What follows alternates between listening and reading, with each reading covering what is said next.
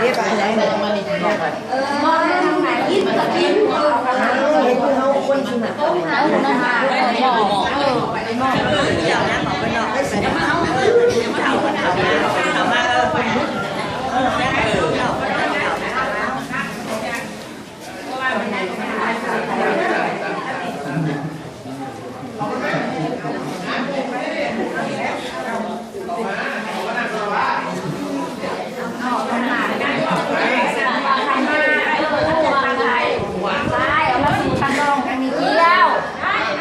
เที่ยวดู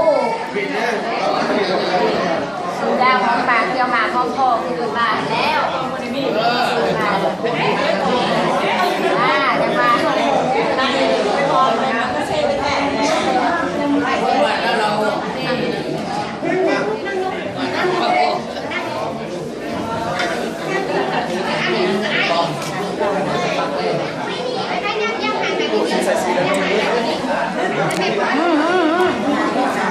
มาทางนี้กูยันนี่อ่ะดิ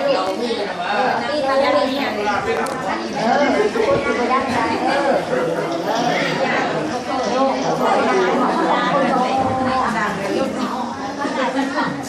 ข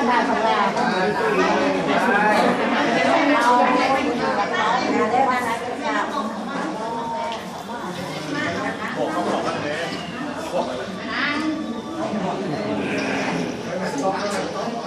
คนไปเอาแบบนี้เลยจะเอามาหมดเลยอีกตำตำเนาะอีกตำตำเนาะอีกกล้วยตำตำเนาะอีกตำตำนี่